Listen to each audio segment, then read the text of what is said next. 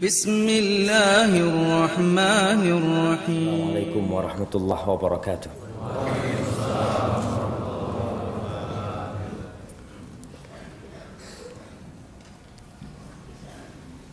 Alhamdulillah.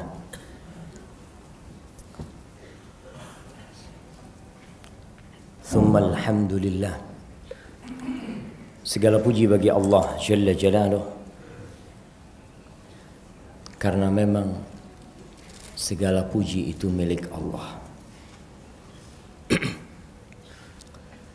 Kita tahu bahwa salat seorang hamba tidak akan sah tanpa dia mengatakan alhamdulillahi rabbil alamin. Suatu ungkapan yang harus menemani hidup setiap muslim. Yang tua, yang muda, dia harus sadar bahwa semua keindahan yang bisa dia lihat,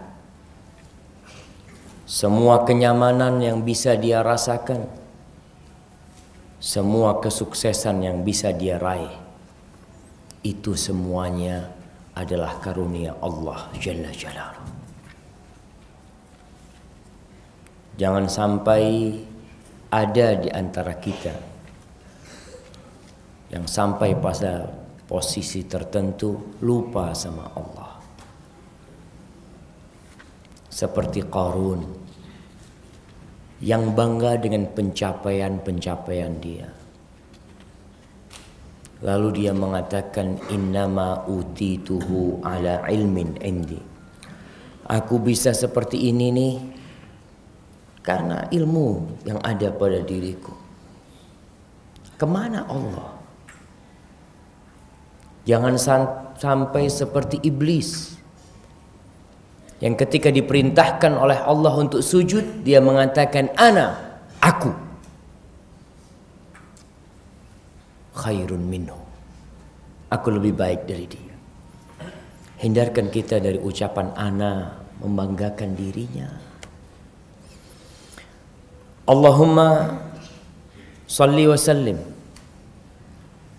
ala sayyidina Muhammadin wa ala alihi wa ashabihi ajma'in. Ya Allah, semoga salawat dan salam senantiasa tercurahkan untuk baginda Nabi kita Muhammad sallallahu alaihi wasallam dan untuk keluarga beliau, para sahabat beliau dan orang-orang yang mengikuti beliau. Kita harus selalu ingat dengan pesan baginda Nabi kita Muhammad alaihi salatu wassalam. Al-bakhil man dzukirtu indah falam yusalli alaihi. Orang yang pelit itu adalah orang yang disebutkan diriku di sisinya walam yusalli alaihi, tapi dia tidak bersolawat kepadaku. Semoga kita tidak menjadi makhluk-makhluk yang royal dengan harta, tapi bakhil dengan solawat. Berapa banyak pun harta yang antum sedekahkan, kalau antum tidak bersolawat, tatkala nama Nabi kita disebutkan sallallahu alaihi wasallam, maka antum memiliki gelar al-bakhil. Antum orang yang pelit. Walaupun antum kurban 2 ekor sapi di masjid ini, walaupun antum sudah bangun masjid, tapi tetap nama al-bakhil itu ada di dahi antum. Ada bakhil. Dari mana? Dari Nabi alaihissalatu wassalam. Nabi yang memberikan stempel tersebut, al-bakhil. Jamaah rahimakumullah, pagi hari ini kita akan membahas tentang apa? Kemerdekaan yang sesungguhnya. Ana benar-benar capek mempersiapkan materi kemerdekaan yang sesungguhnya. Karena istilah kemerdekaan yang dalam bahasa Arab itu al-istiqlal. Masjid Istiqlal itu masjid kemerdekaan artinya. Itu ana nggak mendapatkan di buku-buku ulama terdahulu. Terus ana baca lagi. sampai pening. Ternyata kalimat Istiqlal itu baru ada setelah Perang Dunia. Mulai muncul istilah itu. Maka istilah ini istilah baru. Istilah kemerdekaan adalah istilah baru. Ada sebagian yang tidak setuju dengan kalimat Istiqlal. Ana baca pendapat ulama-ulama masa kini. Mereka mengatakan kalimat Istiqlal ini sebenarnya bersamaan dengan kalimat penjajahan. Muncul kalimat Istiqlal setelah ada kalimat Isti'mar atau Ihtilal. Dan kalimat Ihtilal atau Isti'mar itu adalah bahasa yang dipakai oleh orang-orang kapitalis ketika mereka menyerang sebuah negeri. Sehingga umat Islam gak kenal dengan yang namanya Isti'mar atau Ihtilal, penjajahan. Kemudian merdeka, gak ada. Oleh karena itu kalau ada Muslim yang mengatakan Islam itu, yang di Arab itu seperti model penjajahan dulu bapaknya, gak ada. Kalimat penjajahan kalimat baru. Kemerdekaan pun kalimat yang baru dibikin. Sehingga orang mengharap kemerdekaan buat diri dia. Di pembukaan Undang-Undang 45 alinea 1, anak jadi baca lagi jemaah. Bahwa sesungguhnya kemerdekaan itu ialah hak segala bangsa. Dan oleh sebab itu maka penjajahan di atas dunia harus dihapuskan.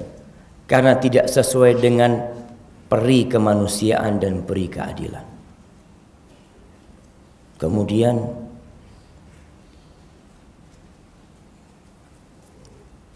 di dalam buku yang judulnya Birokrat Berkarakter Sukses di Era Konseptual, anak kok jadi baca buku ini? Nah, di sini disebutkan ada kutipan tulisan dari mantan Presiden Republik Indonesia yang pertama, Insinyur Soekarno, yang ditulis jauh sebelum Indonesia merdeka, yakni pada tahun 1930. Ingat Islam merdeka ini. Ketika Islam datang ke sini, Islam memberikan pencerahan kepada Nusantara. Nggak ada yang menyebut kedatangan Islam itu sebagai penjajahan. Makanya nggak ada istilah merdeka. Merdeka dari Islam itu nggak ada. Bung Karno menyebutkan pada tahun 1930 dalam sebuah tulisannya di Surat Kabar Suluh Indonesia 1930 tentang ciri-ciri negara terjajah.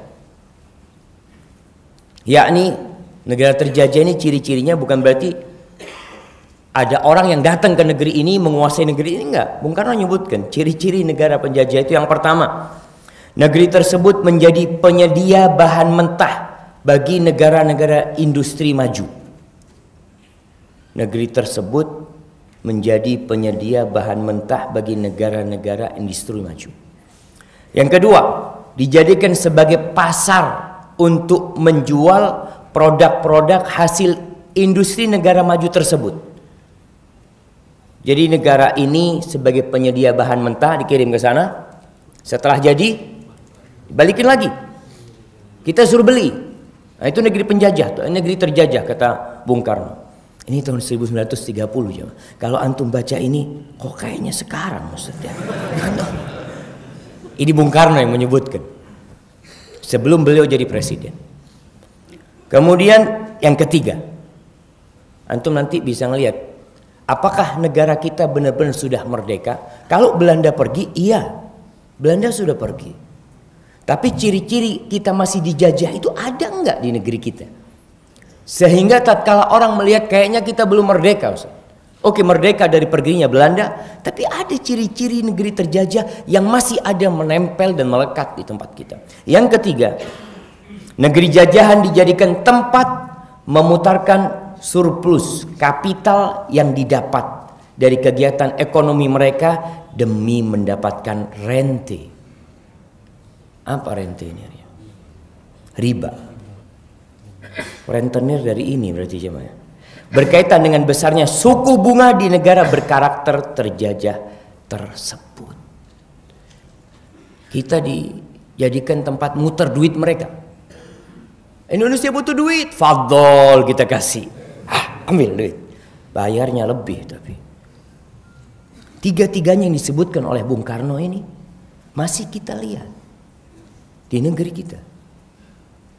Jadi kalau bicara kemerdekaan yang sebenarnya dalam pandangan Presiden Republik Indonesia yang pertama, makanya beliau berusaha mungkin pada waktu itu untuk benar-benar lepas, karena memang dia tahu ciri-ciri sifat negeri yang terjajah. Ada teman kemarin cerita, Ustaz, kita ini dibodoh-bodohin, Ustaz. Sama siapa, Bang? Ya sama orang luar. Kita suruh tanam bunga di depan rumah kita. Mereka tanam pohon, Ustaz, yang berbuah di negerinya. Kita akhirnya suruh beli buah dari mereka. Kita suruh beli bunga dari mereka. Kita nggak pernah bisa merasakan buah kita sendiri. Ustaz tahu, kata dia, itu tol dari Jakarta ke Bandung, kanan kirinya itu nggak ada buah yang bisa dipetik, nggak ada pohon yang bisa dipetik buahnya. Coba kalau sepanjang 200 km itu ditanamin pohon mangga, tanamin pohon apa antum maunya? Duren. Nggak sampai-sampai ke Bandung antum. Antum berhenti terus sana. Itu Masya Allah 10 mungkin 10 meter, ada 20 meter kali 200 km. Kalau kanan kiri itu pohon yang berbuah, jamaah, kita nggak perlu beli apa? Beli durian dari Thailand, beli pir. Belum bisa ditanam di Indonesia pir. Tapi ala kulli hal, kalau kita bicara tentang kemerdekaan, ana nggak mau bicara hal ini. Ana cuma menyampaikan, ana ingin memberikan pandangan bagaimana Islam datang memerdekakan manusia dari penjajahan yang sebenarnya. Kita sejatinya manusia bukan penduduk bumi ini. Kita bukan penduduk Indonesia. Kita sejatinya adalah penduduk surga. Allah memerintahkan kepada Nabi Adam alaihissalam untuk masuk ke surga.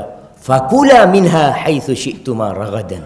Kalian makan semau kalian di sana, seenak kalian di surga. Wala taqraba hadhihi syajarah fatakuna minadh dhalimin. Jangan mendekati pohon ini, kalian akan jadi orang-orang yang zalim nanti. Di sini kita tahu bahwa keberadaan kita di muka bumi ini adalah di tempat pengasingan. Kapan kita merdeka? Ketika kita masuk surga. Dunia ini kata Nabi alaihi salatu wassalam, ad-dunya sijnul mu'min wa jannatul kafir. Dunia itu penjara buat orang yang beriman.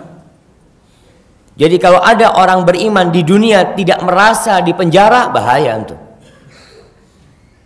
Karena Nabi mengatakan wa jannatul kafir.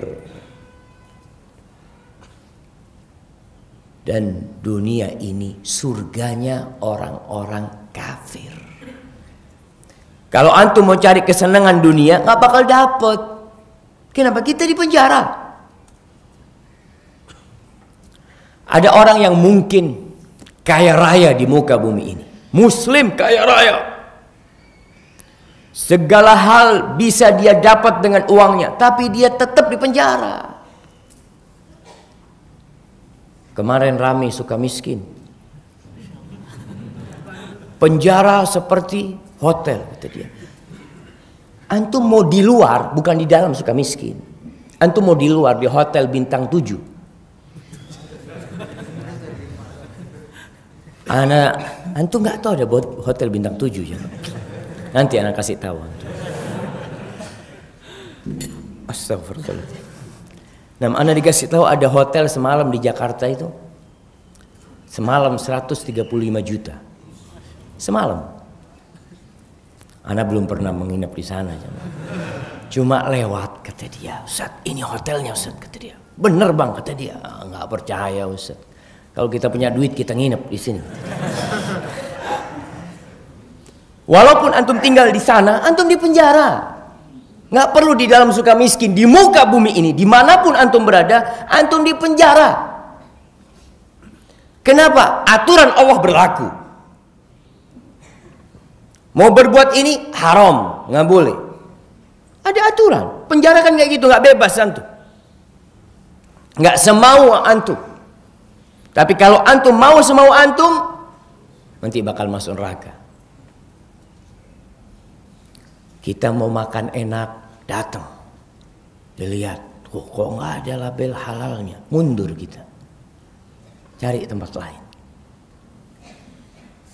Ana pernah berangkat ke satu toko. Abah ana itu suka roti. Ada roti di Jember itu. Ana ingin belikan buat abah ana. Ana masuk ke toko itu. Ana lihat ada simbol-simbol kekufuran di sana. Ada tulisan-tulisan yang gak benar.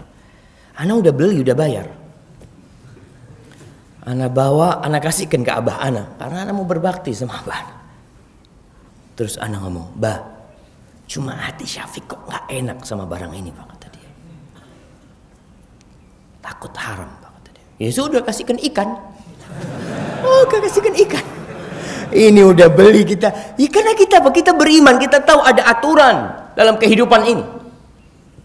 Ada perempuan cantik lewat. Ya Allah. Di mana ya Allah, kata dia. Boleh ngelihat? Boleh ngelihat, boleh nggak jamaah? Boleh kalau istri antum. Kalau istrinya orang, masa mau dilihat? Ada aturan yang mengikat kita. Sebagian orang kepingin cepat kaya. Ada tawaran modal dari tempat-tempat rente. Nih, anak kasih. Antum kalau pakai modal ini bisa lebih cepat usahanya. Tapi antum lihat, ya Allah. Allah mengatakan wa ahallallahu al-bai'a wa harrama riba. Enggak lah, dosa kata dia. Antum lagi makan. Tahu-tahu hayya 'ala shalah. Aduh, salat lagi. Hadzal mu'min. Harus seperti itu kita. Namun semua yang akan antum rasakan di muka bumi ini, baik kesulitan dan kenyamanan, akan menjadi kenikmatan semuanya tatkala kita memandang dengan kacamata Allah Jalla Jalaluhu. Allah menjadikan dunia ini sebagai tempat ujian buat antum. Jamaah, ingat dengan kisah Ja'far bin Abi Thalib. Siapa yang tahu dengan kisahnya Ja'far bin Abi Thalib? Siapa tuh Ja'far bin Abi Thalib? Nah, yang diutus ke Habasyah. Diutus. Yang hijrah. Beda diutus sama hijrah ya mah. Hijrah. Beda, utusan itu berangkat, utusan saya mau datang ke sini, ya ini nyampaikan pesan dari Rasulullah SAW terus balik, itu namanya utusan. Kalau ini hijrah tinggal di sana, apa anak kasih hadiah buat antum. Betul jemaah, bahasa itu kalau ya kita harus memperbaiki bahasa kita, walaupun bahasa anak kadang kala kacau. Tempatkan sesuai dengan ya dengan tempat yang Allah letakkan di sana. Tidak ada lagi kita mengatakan umpamanya pelacur dengan sebutan PSK. Kesian mereka jemaah. Kita ikut membuat mereka berbuat dosa. Sampaikan mereka pelacur, pezina. Kalau dulu istilahnya apa? WTS. Wanita tunasusila, agar dia memperbaiki dirinya. Orang kalau tahu anak ini orang buruk, dia akan memperbaiki dirinya. Mau tidak mau. Tapi tatkala dia merasa dirinya baik, mungkinkah dia memperbaiki dirinya? Enggak, katanya. Ana ini Zat, kerjanya apa? PSK. Pekerja seks komersil. Allahu Akbar. Ya, jadi hijrah, bukan diutus. Melarikan diri. Karena siksaan yang didapat oleh para sahabat Nabi dari orang-orang musyrikin. Dan ingat nih, kalau masih ada yang menganggap Islam yang ditebarkan oleh Rasulullah Sallallahu Alaihi Wasallam di negeri Islam sana, di Jazirah Arab sana, yang sampai ke berbagai negeri dikatakan itu penjajahan, subhanallah. Islam sampai ke Habasyah, nggak ada. Dengan hijrah mereka minta suaka kepada pemerintahan Nasrani pada waktu itu, dan bisa hidup damai. Diutusnya Mu'ad bin Jabal berangkat ke Yaman untuk berdakwah, bukan untuk menjajah. Hijrahnya Nabi alaihi salatu wassalam dari Mekah ke Madinah, kemudian dipikir, oh Islam yang ada di Arab sana Islam yang penjajahan. Di mana jamaah? Sejarah mana yang menetapkan hal itu? Nabi dilemparin batu sallallahu alaihi wasallam. Nabi diserang oleh kaumnya. Mereka datang ke Madinah untuk menghabisi kota Madinah, menghabisi umat Islam pada waktu itu. Kemudian ada yang berpikiran Islam yang di sana Islam penjajah. Islam yang di negeri kita Islam yang penuh dengan kedamaian. Wallah jamaah, Nabi alaihissalatu wassalam berangkat ke Taif, diusir sama penduduk Mekah, jalan kaki. Kalau kita tahu dari Taif, dari Mekah ke Taif itu 80 km gunung. Beliau naik ke Taif, setiap melewatin satu kampung beliau berdakwah di sana. Diajak, tidak menerima, sampai ke puncak Taif sana. Datang ke tokoh-tokoh di sana, beliau berdakwah.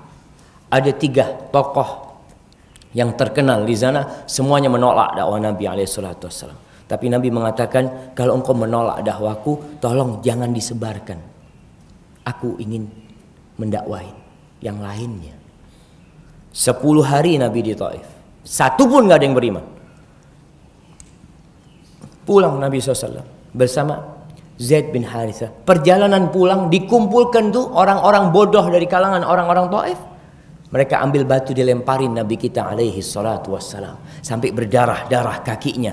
Zaid bin Harithah melindungi Nabi sampai berdarah pelipisnya, radhiyallahu taala anhu. Kemudian kau mengatakan Islam yang di sana menjajah.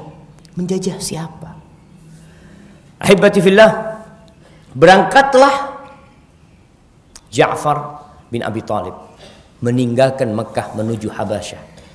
Mereka naik perahu dari Jeddah menuju ke Habasyah. Habasyah sekarang ada yang mengklaim bahwasanya Habasyah tempat Ja'far itu bukan Ethiopia dulu di sana. Itu Eritrea. Ada yang mengatakan enggak, itu sudah Sudan. Ya sudah, mana saja.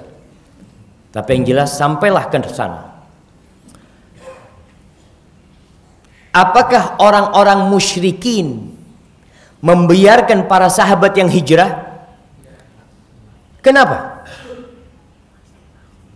Kalau kebencian mereka kepada sahabat itu kebencian pribadi, ya udah kamu pergi keluar dari kota Mekah, selesai urusannya. Tapi tidak jamaah. Kebencian mereka berdasarkan keyakinan. Dikejar tuh umat Islam yang berangkat ke Habasyah.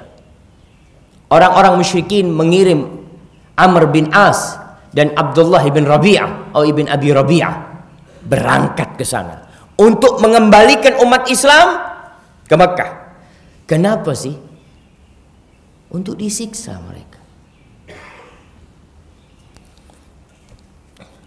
Akhirnya sampai ke sana, yang dilakukan oleh Amr bin As ini menyogok pendeta-pendetanya. Sebelum sampai ke rajanya, pendeta-pendeta disogok supaya mendukung permintaan Amr bin As. Dia bawa yang namanya kulit. Antum pernah dengar bahwasanya bangsa Arab itu melakukan, orang-orang Quraisy, perdagangan dari Mekah ke Yaman. Apa kira-kira yang dijual oleh penduduk Mekah? Mana hadiahnya yang tadi? Tolong diambil yang di dalam. Ada buku-buku di sini yang kecil? Enggak. Oh ini nih, ta'al. Masya Allah. Baik. Apa yang dijual jamaah? Yang jelas bukan sarung. Supaya antum jangan ngelihat sarung terus jawabnya sarung. Siapa yang jawab kulit? Banyak yang jawab. Antum jawab kulit. Bener. Anak kasih sarung antum. Fadhal. Iya, yang pertama yang mereka jual kulit. Selain kulit apa? Mekah nggak ada kurma. Di mana ada kurma di Mekah? Nggak ada Mekah. Di mana ada kebun gandum di Mekah jemaah? Batu Mekah itu. Mereka hidupnya berhala beli dari sana, mereka berhala. Iya, berhala itu yang ada di Mekah dibawa dari Syam. Awal berhala itu. Hah? Kambing. Allahu Akbar. Pakai kontainer dikirim ke sana. Bukan ya. Apa? Senjata perang. Kain mereka beli dari Yaman. Bajunya Nabi itu dari Yaman. Kulit bersama menyan. Kenapa menyan?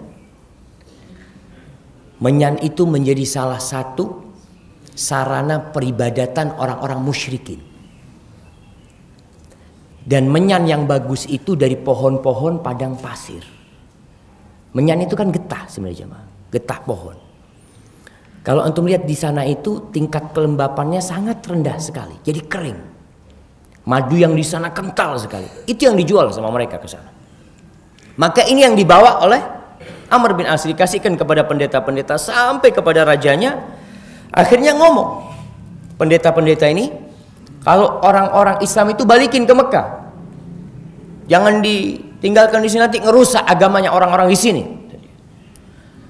Katanya An-Najasyi, dia mengatakan, yang pertama, orang yang masuk ke negeriku aku kasih suaka, dia aman. Aku akan dengar dulu, apakah ucapan dua orang ini benar tentang mereka. Dipanggil Ja'far bin Abi Thalib.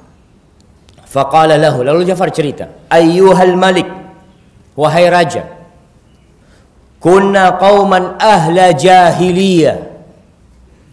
Wahai raja, kita nih sebelumnya adalah kaum jahiliyah. Na'budul asnam. Kita menyembah patung-patung, berhala. Itu orang jahiliyah. Orang jahil itu patung, dia yang bikin, dia yang mandiin, dia yang nyarungin, kemudian diminta. Dia mengatakan ahlu jahiliyah, na'budul asnam. Kita benar-benar jahiliyah. Wa na'kulul maitah, dan kita makan bangkai. Antum sekarang kalau melihat ada ayam mati, kemudian dimakan sama orang, antum melihat ini orang nggak benar.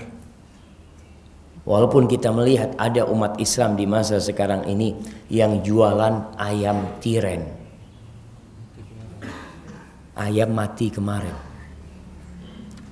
na'udzubillah, dia kasih makan umat Islam ayam bangkai itu. Dia itu ini jahiliyah, ya'kulul maitah wa na'til fawahish, dan kita biasa melakukan kekejian-kekejian, berzina. Itu biasa di antara mereka. Bahkan di Mekah itu ada rumah-rumah yang ada benderanya. Kalau sekarang ada tempat prostitusi, di Mekah dari dulu sudah ada. Jadi ada rumah, ada benderanya, oh sudah, siapa yang mau ke situ? Fadhal. Itu ahlu jahiliyah. Wa naqta'ul arham, dan kita memutuskan silaturrahim. Wa nusi'ul jiwar, dan kita menyakiti tetangga. Wa ya'kulul qawiyyu minna dha'if, dan yang kuat di antara kita makan yang lemah. Itu jahiliyah. Jadi kalau antum melihat ada sebuah negara yang kuat makan yang lemah, berarti masih dalam kondisi ada sifat-sifat jahiliyah. Fakunna ala dzalika, kita hidup di atas tradisi jahiliyah itu. Ini budaya jemaah. Jadi ada budaya yang harus dilestarikan, ada budaya yang harus dibuang. Makanya Anda beberapa kali sampaikan, kearifan lokal itu harus dilestarikan. Kearifan lokal itu harus dilestarikan. Tapi kemungkaran lokal itu harus ditinggalkan. Tidak semua tradisi itu arif. Dari mana kita tahu arif? Ada Al-Quran dan Sunnah. Yang sesuai dengan Al-Quran dan Sunnah, arif. Yang tidak sesuai, mungkar.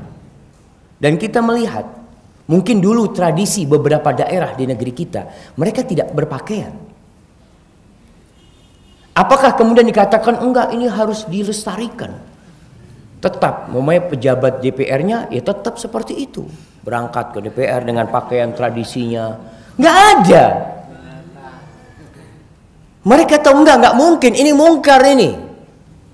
Berarti kan memang kita membedakan antara kearifan dengan kemungkaran. Tapi kadang-kala kita punya standar yang tidak sesuai. Muslim standarnya qala Allah, qala Rasul. Selama engkau muslim. Kalau enggak muslim silakan, kau punya standar lain. Tapi yang bermasalah ketika muslim meninggalkan qala Allah, qala Rasul. Fakunna ala dzalika hatta ba'atsallahu ilaina rasula. Sampai akhirnya Allah mengutus kepada kami utusannya. Allah mengirim utusannya kepada kami, na'rifu nasabahu. Kami tahu dengan nasabnya. Ini bukan orang yang baru datang tahu-tahu berdakwah, bukan. Kita tahu sama nasabnya dia, keturunan siapa dia. Wasidqahu wa amanatah, kita tahu dengan kejujuran orang ini sebelum jadi nabi. Kita tahu dengan amanah orang ini sebelum jadi nabi. Dan ini penting jemaah. Ketika antum berdakwah orang nggak kenal sama antum, maka mereka akan sulit menerima. Nabi saja sallallahu alaihi wasallam yang sebelum diutus jadi nabi, penduduk Mekah semuanya sepakat, tidak ada yang beda pendapat. Ketika mereka ribut tentang peletakan Hajar Aswad, 3 hari mereka tegang dan hampir bunuh-bunuhan, Mekah hampir banjir darah. Akhirnya mereka sampai kepada keputusan, udah, kita jadikan orang yang pertama masuk ke masjid sebagai penengah di antara kita. Iya, kita tunggu. Muncul Rasulullah SAW. Umur 35 tahun belum jadi nabi. Keluar. Apa kata mereka? Radina bil amin, radina bil amin. Sudah, kita ridho dia sebagai penengah kita. Dia al-amin. Tapi herannya setelah jadi nabi kenapa jadi kadzab? Kenapa disebut pembohong? Itulah manusia. Akhirnya wa afafihi, dan kita tahu kehormatan dirinya. Dia bukan orang yang berangkat ke tempat-tempat yang tidak benar, enggak. Dia orang yang terhormat. Fada'ana ilallah, kemudian dia mendakwain kita. Dia menyeru kita linuwahhidahu wa na'budahu, agar kita mentauhidkan Allah dan menyembahnya. Ini tujuan kita hidup jamaah. Tujuan antum hidup itu bukan untuk sibuk beli pakaian, bukan untuk bersenang-senang, lah. Allah mengatakan wa ma khalaqtul jinna wal insa illa liya'budun, kecuali untuk beribadah kepadaku. Wa nakhlaq ma kunna na'budu nahnu wa aba'una min dunihi minal hijarah wal awthan. Ingat, seorang yang bertauhid tidak akan sempurna tauhidnya sampai dia berlepas diri dari segala sesembahan selain Allah. Maka Ja'far bin Abi Thalib menjelaskan kepada Raja Najasyi bahwa Nabi kita menyuruh kita untuk bertauhid kepada Allah dan meninggalkan segala sesembahan yang disembah oleh nenek moyang kita. Baik itu batu, baik itu kayu, baik itu apa sajalah, sesembahan-sesembahan yang ada. Ini inti dakwah Nabi SAW. Kemudian wa amarana bisidqil hadis. Beliau menyuruh kami untuk berucap yang jujur. Wa adail amanah, untuk menunaikan amanah, wasilatirrahim, dan untuk menyambung rahim. Jamaah, ini salah satu inti dakwah Nabi SAW, tauhid dan akhlakul karimah. Makanya kalau antum dengar sabda Nabi SAW, innama bu'ithu liutammima makarimal akhlak. Aku ini diutus hanya saja untuk menyempurnakan akhlak-akhlak yang mulia. Akhlak dengan Allah dan akhlak dengan hambanya. Akhlak dengan Allah tauhid, akhlak dengan hambanya al-muamalah bil husna. Yang disebutkan di sini, jujur, amanah, silaturahim, wa husnil jiwar, berbuat baik kepada tetangga walaupun kafir. Berbuat baik kepada tetangga walaupun non muslim. Karena ana lihat yang wa husnil jiwar ini mulai hilang di perumahan-perumahan elit. Kadangkala ada teman yang cerita di Tebet, Ustaz, ana ini punya tetangga, udah 2 kali ganti tetangga, tapi nggak kenal, Ustaz. Dilihat, loh kok wajahnya sudah berubah yang tinggal di tempat ini. Kita udah nggak peduli sama tetangga. Padahal ini salah satu bentuk dakwah Islam, menunjukkan kepada tetangga-tetangga non muslim, kalau kita ini baik, selama engkau tidak memerangi agama kami menghormati. Bahkan berbagi, antum bikin makanan, kirim kepada tetangganya, pulang dari safar, bawa oleh-oleh, bagiin tetangganya walaupun non muslim. Wal kaffi 'anil maharim wad dima, dan Nabi kita melarang kita untuk melakukan yang haram-haram dan untuk membunuh. Beliau melarang kita. Wa nahana 'anil fawahish. Beliau melarang kita untuk melakukan tindakan-tindakan kekejian. Wa qauli zur, dan ucapan-ucapan palsu. Wa akli malil yatim, kita nggak boleh makan harta anak yatim. Mulai disebutkan keutamaan-keutamaan Islam oleh Ja'far kepada Najasyi, supaya dia tahu bahwasanya tuduhan kaumnya ini nggak benar. Dan kebanyakan orang termakan tuduhan karena tidak pernah mendengar dari sumber aslinya. Kenapa jamaah? Di Eropa, di Amerika dahulu, itu mereka begitu takut dengan Islam. Karena mereka dapat informasi yang salah. Sampai ada cerita Syekh, ada orang Mesir berangkat ke Amerika. Dia kerja di sana. Ada anak-anak kecil di kalangan orang-orang Amerika itu selalu ngeledekin dia. Katanya orang Islam itu punya ekor ya. Mereka menganggap orang Islam itu monyet. Katanya seperti itu. Sakit hati nih orang ini. Sini. Lihat ini, kata dia. Dibukain sama dia. Ada ekornya. Oh, nggak ada ternyata. Bayangkan informasi yang didapat oleh anak-anak itu tentang Islam seperti itu. Jadi dulu buku-buku yang masuk ke mereka itu buku yang ditulis oleh orientalis, yang semuanya memojokkan Islam. Tapi alhamdulillah dengan teknologi yang ada sekarang, buku mereka nggak laku. Mereka bisa melihat Islam langsung live Mekah, live Madinah, live haji, seluruh penduduk dunia bisa nonton sekarang. Bahwa apa yang disebutkan oleh umat Islam itu barbar, umat Islam itu teroris, radikal. Lihat, Syekh Sudais hanya mengatakan sawu sufufakum. Itu semua di Masjidil Haram berdiri dan mereka ikut satu komando. Ini Islam. Makanya orang-orang barat pada kebingungan ketika tiap hari muncul orang-orang yang masuk Islam.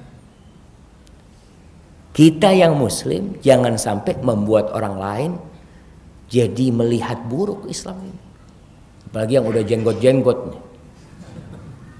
Ini jenggotan kasar ngomongnya. Gimana? Betul. Ada yang jenggotan, artinya jenggot ini salah satu simbol sunnah Nabi SAW. Orang ini sudah tingkatannya beda. Ketika antum nggak berbuat baik sama tetangga, yang akan dicela apanya? Jenggotnya, sunnahnya yang akan dicela. Lalu antum mengatakan, kan ini jenggot sunnah, yang lainnya juga sunnah. Ana baru ini yang bisa ngamalin. Ada sebagian orang seperti itu. Berusaha antum. Jangan sampai urusan etika dan adab ini tidak terjaga. Kemudian disebutkan wa qadfil muhsanat. Kita dilarang untuk menuduh wanita baik-baik berzina. Wa amarana an na'budallaha wahdahu wa la nusyrik bihi syai'an. Kemudian disebutkan kebaikan-kebaikan Islam ini. Kemudian apa yang terjadi? Fa'ada alaina qaumuna. Ketika kita mengamalkan agama Allah ini, kaum kami menyakiti kami, menyiksa kami. Kita tahu bagaimana penyiksaan orang-orang musyrikin kepada umat Islam. Sumayyah tewas. Wanita yang pertama kali mati dalam Islam adalah Sumayyah. Ditusuk di kemaluannya sampai mati jamaah. Hanya karena mengatakan la ilaha illallah. Artinya pada masa itu orang mau sholat sulit. Orang mau duduk bersama umat Islam yang lainnya nggak bisa. Disiksa mereka. Sekarang kita dikasih kemudahan, kadangkala kita malas beribadah. Fa'ada alaina qaumuna fa'adzabuna wa fatanuna an dinina. Kenapa disiksa? Liyarudduna ila ibadatil awthan. Mereka ingin kita kembali menyembah berhala min ibadatillah, dan agar kita menghalalkan kembali apa yang buruk-buruk yang selama ini sudah kita tinggalkan. Falamma qaharuna wa zalamuna wa dhayyaqu alaina, ketika mereka menguasai kami, ketika mereka menzalimi kami, menyempitkan, menindas kami, wa halu bainana wa baina dini, ini yang terpenting, dan mereka menghalangi kami dari agama kami, kharajna ila biladika, kami keluar ke negerimu wahai raja, wakhtarna ala man siwa, kita memilih engkau dari semua negeri-negeri yang ada, wa raghibna fi jiwarika, dan kita berharap kita dapat suaka dari engkau, wa rajauna an la nuzlam indaka ayyuhal malik, dan harapan kami di tempat ini tidak dizalimi. Akhirnya raja bertanya, coba bacakan, apa engkau punya ayat-ayat yang turun kepada nabimu? Aku ingin dengar. Maka Ja'far memilih awal surat apa?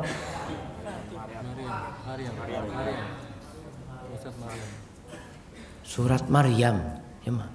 Surat Maryam. Kaf ha ya ain sad dzikru rahmati rabbika 'abdahu Zakaria idh nada rabbahu nidaan khafiyya. Dia baca awal surat itu. Apa kata raja? Dia mengatakan, inna hadha walladhi ja'a bihi Isa la yakhruju min mishkatin wahidah. Yang engkau baca nih bersama apa yang diturunkan kepada Nabi Isa alaihissalam sama-sama turun dari satu sumber, sama.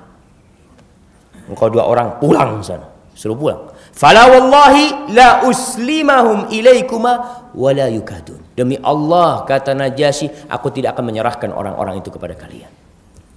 Ini jemaah kemerdekaan yang sebenarnya.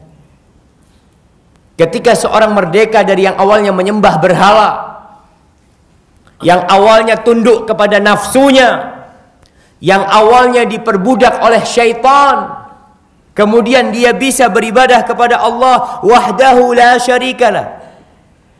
Dia bisa menguasai nafsunya. Antum orang merdeka. Tapi ada orang-orang yang belum merdeka, walaupun di negeri yang sudah mengumumkan kemerdekaan mereka. Kita bicara kemerdekaan kita sendiri-sendiri. Ada yang masih diperbudak dengan dunia. Rasulullah sallallahu alaihi wasallam dalam hadis riwayat Bukhari dari Abu Hurairah radhiyallahu taala anhu dari Nabi sallallahu alaihi wasallam, beliau bersabda, ta'isa abdud dinar, ta'isa abdud dirham, ta'isa abdul khamisah, in u'tiya radi wa in lam yu'ta lam yarda, aw wa in lam yu'ta sakhit, ta'isa wa antakas wa idza syika falan taqash. Kata Nabi alaihi salatu wassalam, celaka, sengsara, merana hambanya dinar, hambanya emas, hambanya perak, hambanya pakaian. Jadi kalau kita melihat ada orang-orang yang belum merdeka karena dia diperbudak oleh duitnya sendiri. Dia itu menuruti duitnya, bukan duit menuruti dia. Ada orang-orang yang menurutin keinginannya untuk bermode. Mereka beli ini, beli itu, subhanallah. Ada yang selalu, ya kalau anda lihat ibu-ibu. Ibu-ibu ini Masya Allah. Mereka kalau suruh beli baju, suruh beli tas, beli sepatu, sampai ada orang yang di rumahnya ada 50 pasang baju, sama tasnya sama sepatunya. Kalau bajunya bercorak macan, tasnya macan, sepatunya juga macan. Subhanallah. Ada yang coraknya buaya, tasnya tas buaya, bajunya kelihatan seperti buaya. Selalu yang dikejar itu. Yang dilihat ada orang-orang yang kerjanya tiap hari hanya melihat ya grup-grup mobil. Lihat mobil ini, mobil ini. Ada satu orang Masya Allah, dia cerita sama anak, Ustaz, setelah anak hijrah, alhamdulillah anak sudah tidak pakai Instagram lagi, Ustaz, kata dia.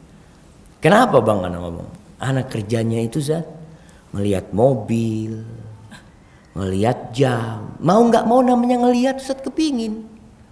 Beli lagi, beli lagi, beli lagi. Akhirnya ketika anak tutup, selesai. Anak merdeka. Antum mau merdeka, jangan jadi hambanya harta. Kumpulkan harta yang banyak, kumpulkan antum.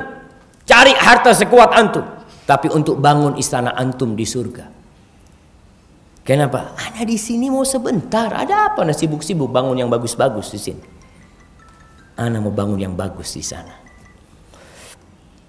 Kemudian Nabi SAW mengatakan, nih orang yang belum merdeka, yang jadi budaknya harta, budaknya dunia, sifatnya apa? Kalau dikasih seneng, kalau dikasih bahagia banget, alhamdulillah, alhamdulillah. Kalau nggak dikasih marah-marah.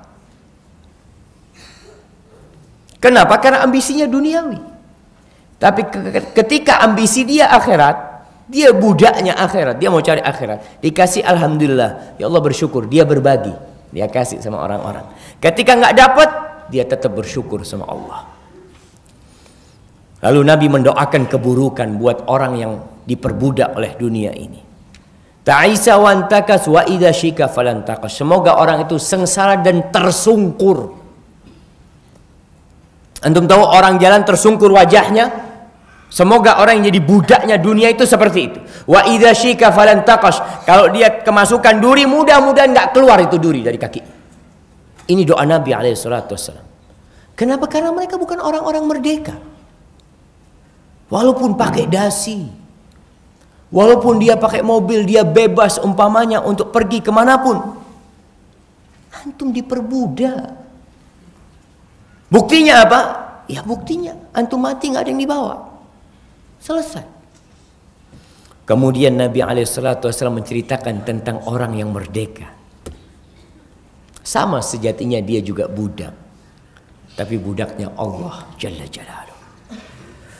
Tuba li abdin akhadha bi anani farasihi fi sabilillah, ash'ath ra'suhu mughabbaratun qadamah, in kana fil hirasa kana fil hirasa, wa in kana fis saqa kana fis saqa, wa in ista'dhana lam yu'dhan lahu, wa in syafa'a lam yushaffa'.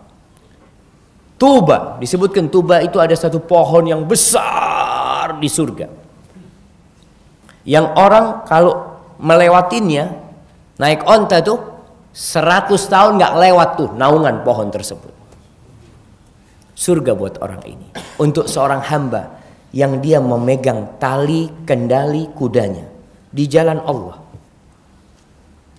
Penampilannya, tubuhnya penuh dengan debu. Rambutnya ya nggak bisa lah dengan minyak selalu, enggak. Dia di jalan Allah dalam kondisi berdebu, kakinya berdebu. Dia kalau ditugaskan oleh atasannya di bagian penjagaan, dia lakukan. Dia tidak pernah nolak. Di bagian penyerangan, di bagian penyerangan. Bagian belakang, di belakang. nggak urusan. Dia tidak mau tampil. Dia tidak ingin menunjukkan diri. Ana hamba Allah. Dimanapun ana berada di muka bumi ini, Allah melihat ana. Nih, seorang hamba ketika dia menjadikan dirinya, ana abduk ya Rabb, aku hambamu ya Allah, aku akan jalani hidup. Orang ini, kata Nabi SAW, dari posisinya yang sangat rendah, kalau dia minta izin sama atasannya nggak dikasih izin. Kalau dia hendak menolong orang, membantu orang, tidak diterima syafaat dia. Dalam riwayat lain dikatakan, wa idza aqsama 'ala Allahi la abarrah. Tapi kalau dia bersumpah, minta dengan nama Allah, Allah kasih dia. Penduduk bumi tidak memberi kepada dia. Manusia tidak mau menolong dia, tapi Rabbul Alamin, dia kalau minta dikasih sama Allah. Subhanallah jamaah. Ini orang yang merdeka. Ketika dia menjadikan hidupnya lillahi ta'ala. Ketika ikrar dia, inna salati wa nusuki wa mahyaya wa mamati lillahi rabbil alamin la syarikalah wa bidzalika umirtu wa ana minal muslimin. Ketika dia mengatakan sesungguhnya salatku, sesungguhnya sesembelihanku, pengorbananku, sesungguhnya hidup dan matiku lillah rabbil alamin, itu semuanya untuk Allah. Maka coba antum memerdekakan diri antum sekarang dari segala yang menyebabkan antum terkungkung, antum terantai di sana. Antum jadilah orang bebas yang sebenarnya. Bebas dalam artian antum hamba Allah. Ya Allah, hidupku ya Allah, matiku lillahi rabbil alamin. Nih kita mau masuk Idul Adha. Kita sudah mulai melihat pengumuman-pengumuman sapi sekian, kambing sekian. Masjid Nurul Hidayah udah berapa sapi? Mana takmirnya? Udah KM-nya nggak ada. Sembunyi di belakang. Dapat berapa sapi kita sudah? Berapa ekor sapi? Nah, 30 sapi. Masya Allah. Mau dibikin apa rencana? 30 sapi. 30 kambing. Sapinya berapa?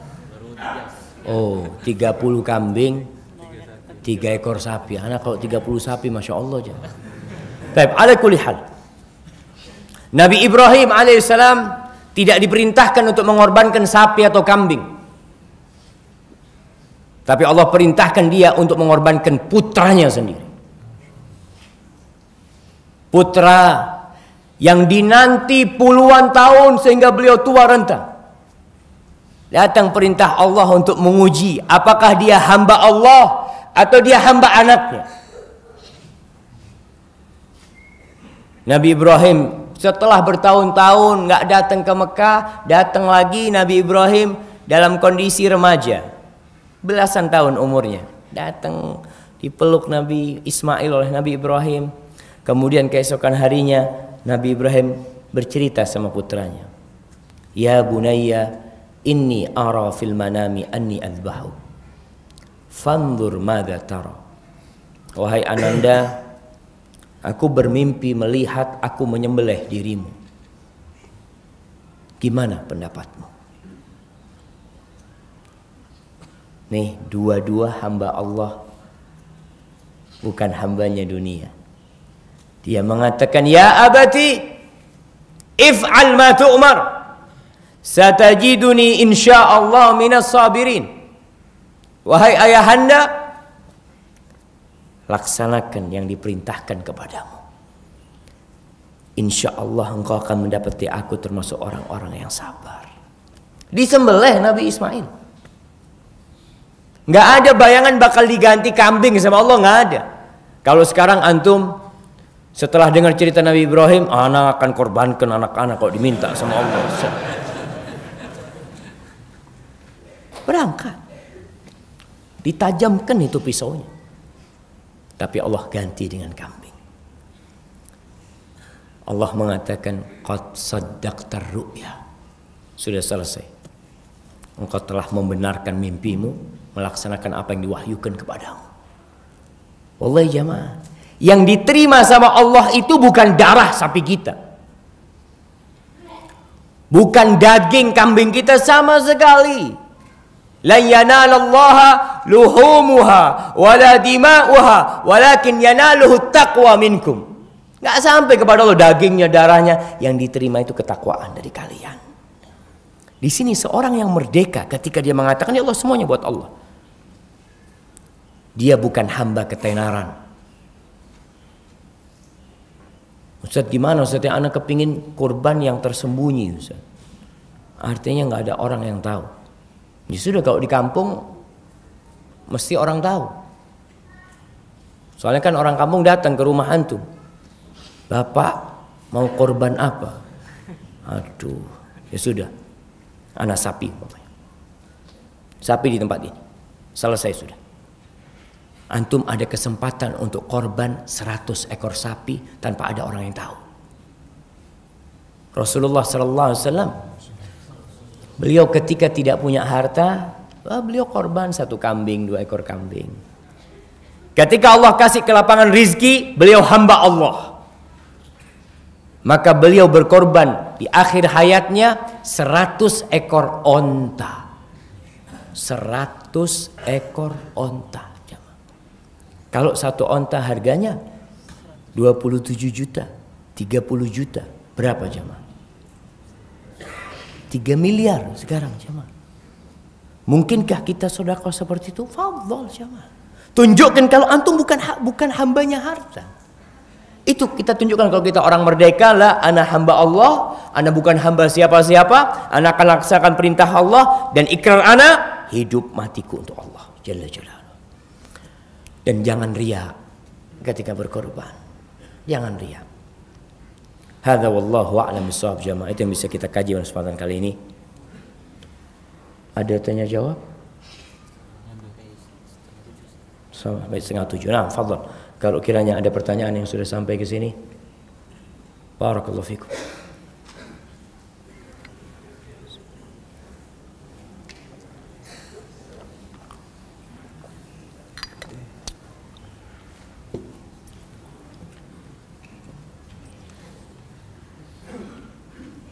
Nah, silahkan.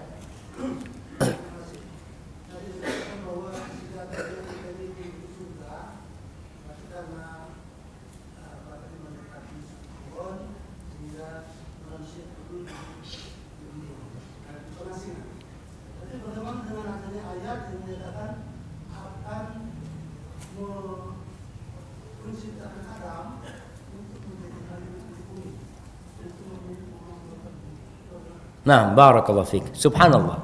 Ini sebenarnya susunan ayatnya dalam satu tempat. Konteksnya itu dalam satu tempat. Ketika Allah mengatakan inni ja'ilun fil ardi khalifah. Aku akan menjadi khalifah di muka bumi ini. Allah berkeinginan untuk menjadikan khalifah di muka bumi ini.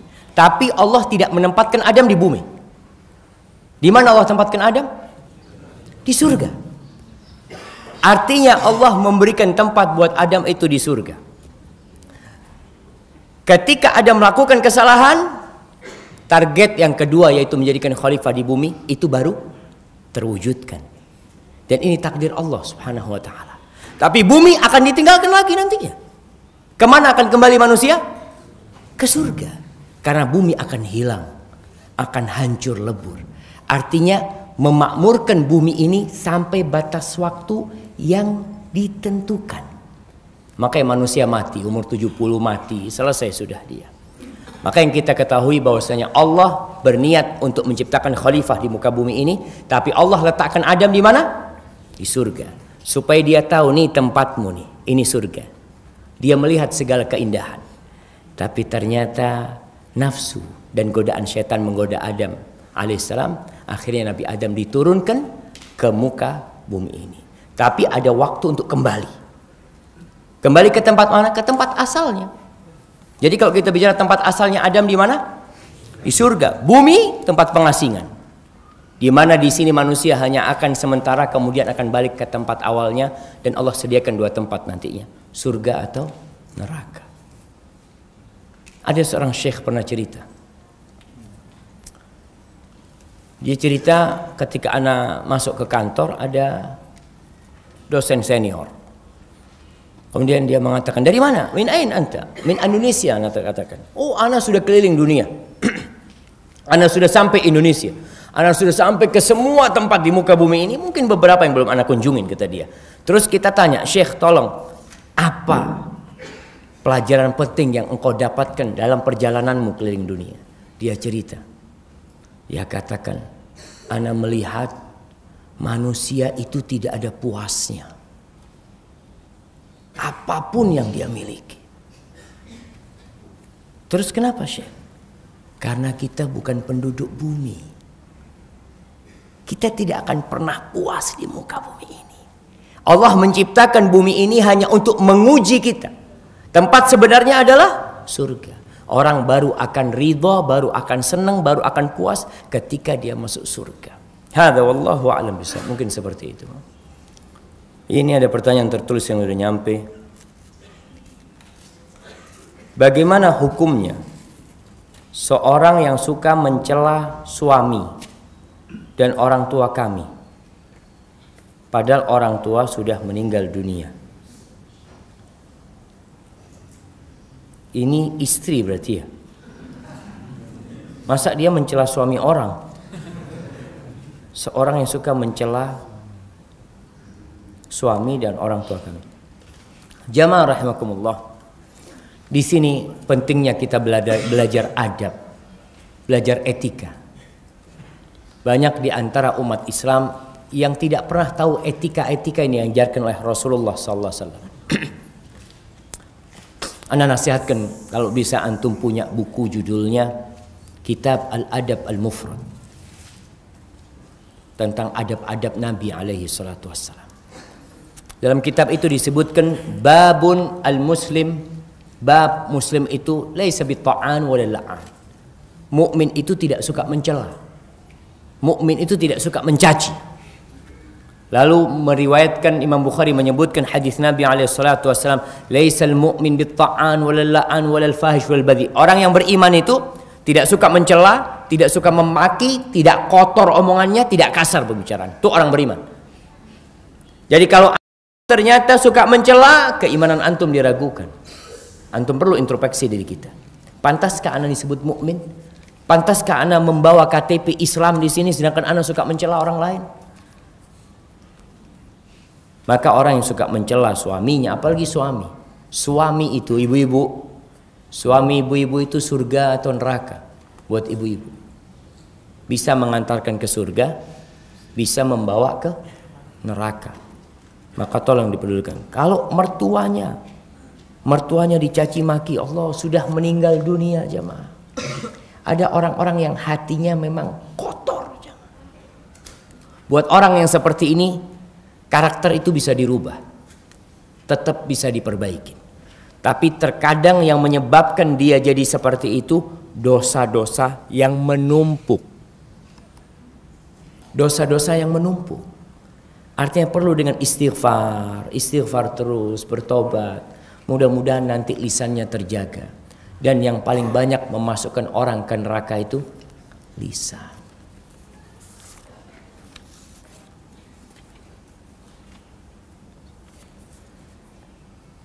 Ustadz, mohon nasihat kami.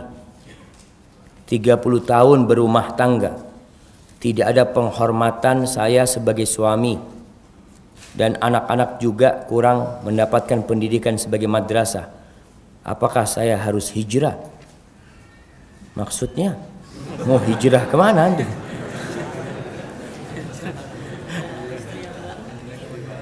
Dia mungkin hijrah cari istri yang baru gitu kan. Mungkin itu maksudnya hijrah, cari rumah yang lain gitu. Jamaah yang pertama, ini nasihat buat yang mau nikah. Jangan sampai ini terjadi. Kadang-kala penyebab ini terjadi karena salah milih istri. Antum dulu waktu milih tuh perempuan karena apanya? Mungkin antum milih karena kecantikannya. Dan ada perempuan-perempuan yang cantik tapi lisannya pedes, jemaah. Namun antum ketika mau menikah sama dia, nggak apa-apa loh Ustaz, anak akan tutup sumpel kuping lah, yang penting anak bisa memandang wajahnya seperti itu. Jamaah, kenikmatan seorang memandang wajah istrinya itu nggak lama, karena kelama-lamaan antum bisa bosen. Lihat, aduh kok ini terus yang masuk rumah, apa nggak ada yang lainnya gitu. Karena istri antum tiap hari antum akan ketemu dia. Tapi kalau dia berakhlak mulia, di situ antum akan melihat tiap hari keindahan di diri dia. Maka berkaitan dengan dia, ana kasih nasihat yang pertama, antum banyak istighfar. Mungkin tadi antum salah milih dia. Mungkin sebelum pernikahan antum melakukan dosa. Wallahu a'lam. Kemudian yang ana heran, dia bisa bertahan 30 tahun, jamaah. Maka nasihat ana lanjutkanlah, mungkin bentar lagi mati. Ya, nggak tahu siapa yang mati, istrinya mati atau dia yang mati. Oh sudah, sabar. Artinya kalau masih bisa dilanjutkan dengan penuh kesabaran, diperbaikin istri, diperbaikin. Karena perceraian, jamaah, ya, buruk dan dicintai oleh setan. Kalau kita bisa menjaga tanpa bercerai, alhamdulillah. Terus Ustaz, anak gimana Ustaz? Anak nggak tahan. Ya boleh cari istri yang lainnya. Betul, jamaah. Inilah bedanya laki sama perempuan. Ketika Allah mengatakan kepada kaum lelaki, wa'ashiruhunna bil ma'ruf, pergaulilah istri-istri kalian dengan cara yang baik. Fa in karihtumuhunna, kalau kalian benci sama istri kalian, apakah Allah suruh ceraikan? Enggak. Allah mengatakan fa'asa an takrahu syai'an wa yaj'alallahu fihi khairan katsir.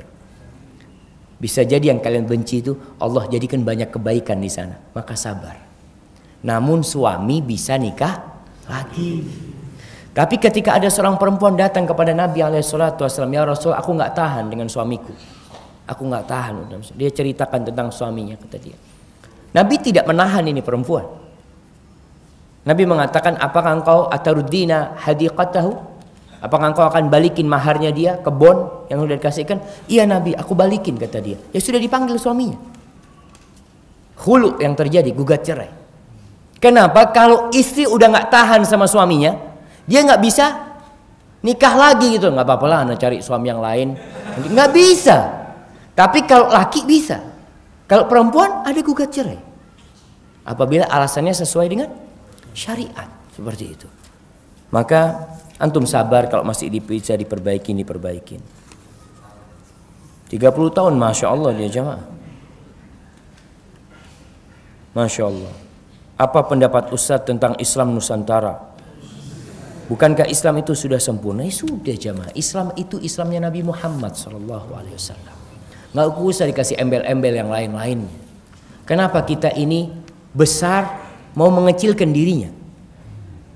Islam itu rahmatan lil alamin, bukan rahmatan li Nusantara. Nah, untuk alam semesta ini, semut pun merasakan indahnya Islam. Jangan dikatakan, Ustaz, semut di Nusantara beda dengan semut di Arab, Ustaz. Ini rahmatan lil alamin. Supaya kita tidak tenggelam dalam polemik yang terjadi. Ada yang mendukung, ada yang tidak mendukung. Kita Islamnya cukup dengan Islamnya Nabi kita Muhammad SAW. Karena kita yakin yang Allah pilihkan buat umat manusia adalah yang terbaik. Dan nabinya orang Arab, iya. Tapi nabinya bukan untuk orang Arab. Karena yang masuk Islam itu ada Bilal bin Rabah, orang Habasyah sana. Ada Salman Al-Farisi, orang Persia sana. Mereka masuk Islam. Dan Islamnya apa berganti ketika ke Persia ada Islam Persia. Bilal mungkin ke Habasyah jadi Islam Habasyah. Enggak. Yang dibawa oleh Bilal adalah Islamnya Nabi Muhammad SAW. Yang dibawa oleh Salman adalah Islamnya Rasulullah SAW. Islam itu jamaah sudah masuk ke Eropa. Jangan dipikir Islam masuk Indonesia dulu sebelum masuk ke Eropa. Islam itu sampai ke dataran Eropa pada tahun 92 Hijriah. Sampai ke Spanyol sana. Udah sampai ke sana. Apakah antum pernah dengar ada Islam Spanyol? Nggak ada. Nggak usah, soalnya Budaya Spanyol nggak bagus, susah. Tapi budaya kita kan bagus. Di Indonesia budaya yang bagus dilestarikan, budaya yang buruk ditinggalkan. Selesai jamaah. Tapi ada yang ketakutan. Ketakutan dengan Islam yang dibawa oleh Rasulullah SAW. Kemudian mulai ada ungkapan-ungkapan Islam Arab itu Islam penjajah umpamanya. Mulai jamaah. Kenapa sih jamaah? Tugas seorang muslim itu menampakkan keindahan Islam, tunjukkan keindahan Islam. Cukup, Masya Allah, sudah cukup buat jamaah. Tapi ala kulli hal, itu yang bisa Anda sampaikan pada kesempatan kali ini. Ingat jamaah, tugas kita berat. Jangan pernah antum beristirahat untuk menolong agama Allah ini. Waktu istirahat kita nanti, tatkala kita meletakkan kaki kita di tempat kita yang sebenarnya, di surga Allah Jalla Jalaluh. Apabila yang Anda sampaikan benar itu dari Allah, kalau ada yang salah dan kurang berkenan, itu dari diri Anda pribadi. Allah dan Rasul yang terbebaskan dari kesalahan itu. Subhanakallahumma bihamdika asyhadu an la ilaha illa anta astaghfiruka wa atubu ilaik. Assalamualaikum warahmatullahi wabarakatuh.